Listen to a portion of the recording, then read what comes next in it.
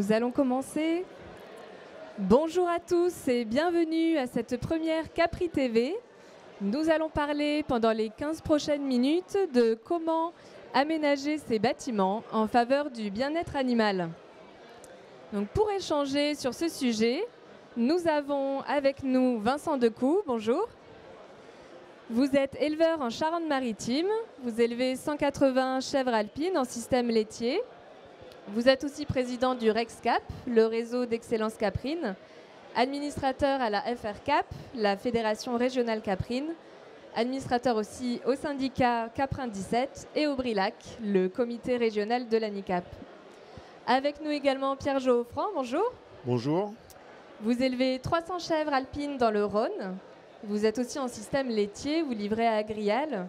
La coopérative, vous occupez également la fonction de vice-président du métier chèvre et vous avez été nommé au collège des coopératives laitières de l'ANICAP. Donc, on va parler de bien-être animal. On sait que le bien-être animal fait partie des attentes sociétales. C'est une préoccupation des éleveurs au quotidien. Et depuis plusieurs années, on voit émerger de nouvelles notions, de nouvelles techniques pour encore mieux le prendre en compte, notamment via l'aménagement des bâtiments. Donc Pierre Geoffrand, vous avez mis en place des enrichissements du milieu pour vos chevrettes. De quoi s'agit-il ? Alors on a la chance d'avoir des animaux qui sont très joueurs, qui aiment escalader.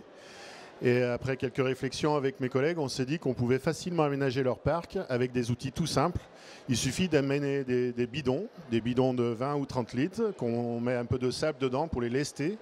On met aussi des ballons pour qu'elles puissent jouer et des bidons suspendus où elles se frottent contre, des brosses contre les parois. J'ai aussi mis des planches avec des équerres sur lesquelles elles peuvent monter. C'est leur principal intérêt. Elles adorent grimper et du coup, ça améliore vraiment leur milieu. Oui, le fait de monter en hauteur, c'est souvent ce que vont rechercher les chèvres. Alors voilà, on sait que la chèvre, dès qu'il y a un petit truc sur lequel elle peut monter, elle est ravie et elle passe des heures à escalader et à se bousculer pour faire tomber sa copine.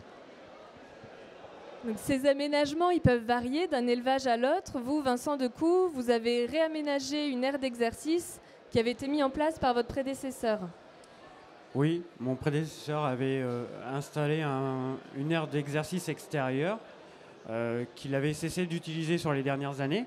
Et au bout d'un moment, moi, je me suis dit, je vais essayer. Et en 2017, j'ai remis l'aire d'exercice en service. Il a fallu un petit moment pour franchir le pas. Et voilà, j'ai laissé faire les chèvres un peu elles-mêmes. Et au bout de 3 semaines, elles sont enfin sorties. Et de mars à peu près jusqu'en octobre, en fonction de la météo, elles ont libre accès à cette aire d'exercice. Et c'est juste une porte latérale sur un pan de la chèvrerie qui leur permet d'accéder à l'extérieur. Et dans cette aire d'exercice, vous avez pu aussi enrichir quand même cet endroit. Alors, elles ont un monticule de terre assez haut qui leur sert pour, comme disait Pierre Jo, les chevrettes monter dessus et elles y sont en permanence. Ça leur fait vraiment un espace de jeu supplémentaire, même pour les adultes. Très bien. Donc, comme on peut voir, l'enrichissement du milieu, il peut être simple, peu onéreux. Et l'ANICAP, l'interprofession caprine, a réalisé un état des lieux sur l'enrichissement du milieu. Pouvez-vous nous parler de ces travaux, Pierre Geoffrand ? Alors l'ANICAP, avec un cabinet d'éthologie et une stagiaire, a consulté une quarantaine d'exploitations sur l'ensemble de la France pour faire un état des lieux de tout ce qui se faisait dans les élevages. L'idée, c'était de rentrer dans les élevages, discuter avec les éleveurs, échanger, de voir toutes les astuces qu'ils ont pu mettre en place. Alors souvent, c'est des astuces qui ne sont pas très coûteuses, mais qui sont très intéressantes. Et le but, c'est d'avoir un petit carnet qu'on pourra diffuser en 2024, qui reprendra tous ces états des lieux et qui donnera des idées pour justement vulgariser toutes ces bonnes idées. Donc cette démarche de progrès, elle existe de longue date dans la filière caprine, la filière laitière d'ailleurs. comme on peut le voir aussi dans le code mutuel de bonnes pratiques qui a été créé en 2004.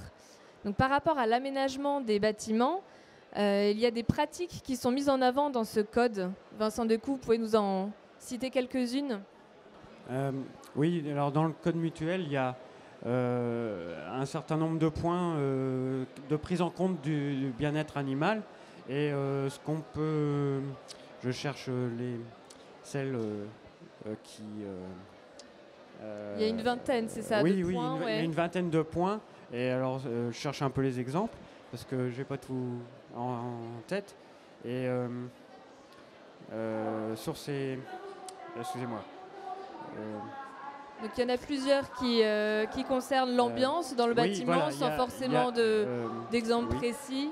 Alors, oui, il y a l'ambiance, les pratiques mises en place pour les bourgeonnements des chevrettes, par exemple. Voilà. Il y a un certain nombre de points qui sont pris en considération déjà dans le code mutuel. Et la majorité des éleveurs laitiers aujourd'hui sont adhérents. Donc ça montre que cette problématique ne date pas d'il y a quelque temps. C'est un travail perpétuel qui est actualisé régulièrement par l'ensemble de la profession. Très bien. Et donc il va être actualisé encore en 2024 avec un outil d'évaluation du bien-être animal. En 2024, en cours de construction. Voilà, donc en 2024, l'idée c'est que l'handicap travaille sur un outil d'évaluation qui va objectiver le bien-être des chèvres sur plusieurs points, la santé, l'environnement, tout ce qui est l'alimentation, leur logement.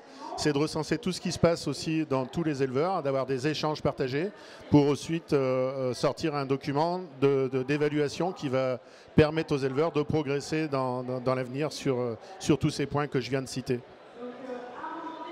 Très bien. Donc, en conclusion de notre thématique, est-ce qu'il y a un mot-clé qui peut ressortir de ce travail qui est mené par la filière pour aménager les bâtiments en faveur du bien-être animal? Je dirais qu'en conclusion, on comprend les attentes sociétales. Depuis longtemps, on travaille sur le bien-être animal et qu'aujourd'hui, l'intérêt, c'est de comprendre ce qui se passe sur nos exploitations, de travailler avec les éleveurs, de recenser toutes les bonnes pratiques qui se font, de les divulguer pour que tout le monde puisse progresser dans le bon sens. Il y a une implication régulière et permanente de la filière dans ces travaux-là.